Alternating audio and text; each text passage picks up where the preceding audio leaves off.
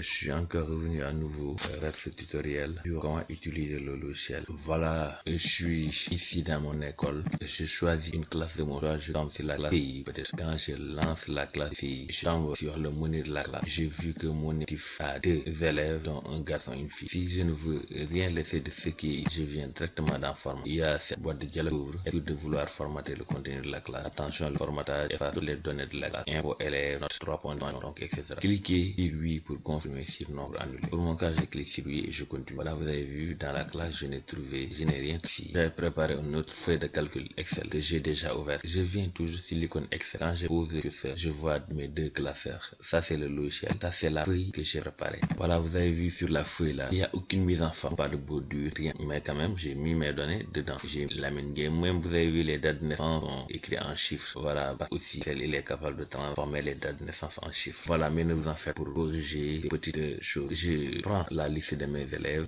Si c'est prénom, nom, date, lieu de naissance et sexe, donc c'est le bon ordre. C'est le bon ordre par rapport au logiciel. Donc, prends juste là. Voilà, c'est bon. Je mets un. Même si je dois effacer les choses, il faut que j'évite de couper. Parce que quand je coupe ici, il y a des choses qui sont déjà sur la feuille que je vais impérativement transmettre dans mon logiciel. Et ces choses peuvent nuire au bon fonctionnement du logiciel. Voilà la raison pour laquelle moi j'ai privilégié ici le copier. Vous avez vu ici, je copie, je reviens dans encore l'icône Excel en bas et je me déplace vers le logiciel. Je clique sur le logiciel. Il faut s'assurer aussi qu'on est toujours sur la première ligne.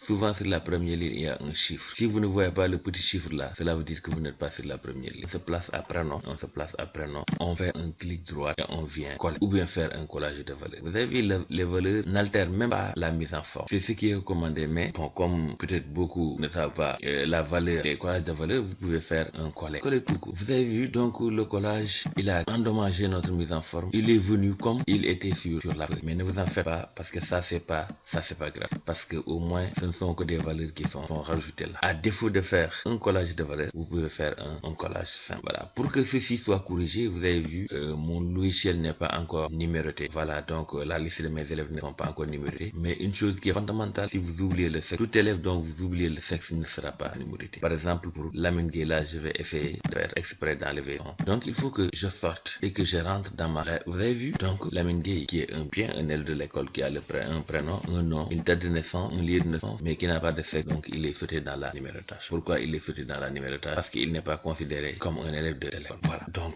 je lui remets son sexe, je mets M, je lui remets son sexe, c'est M, je sors et je reviens pour voir. Vous avez vu, donc Lamine vient d'être numéroté. Donc Lamine vient d'être, donc pour mon effectif, j'ai 59, c'est l'effectif que j'ai ici, j'ai 27 gars, 32 filles, 59, 27 garçons et 39. Quand j'ai fini de prévu ici aussi, les élèves ne sont pas en ordre alphabétique. Je viens sur mon menu et je clique sur ordre mettre en ordre alphabétique. Je clique sur mettre en ordre alphabétique. Il met l'ordre alphabétique et revient sur la page. Vous avez vu maintenant, Lamine Gueye qui était le numéro 1 ne l'est plus, mais plutôt Abdel Hadj. Voilà, donc en quelque sorte, j'avais décidé de faire un petit tutoriel vraiment pour expliquer les gens à mieux utiliser le logiciel et vraiment à éviter certains désagréments liés au coupé, parce que le coupé lui c'est autre chose, peut carrément endommager un fichier, parce qu'à force de couper, il est tronqué, il devient incomplet. Copier-coller, vraiment il faut les privilégier. Ok, merci.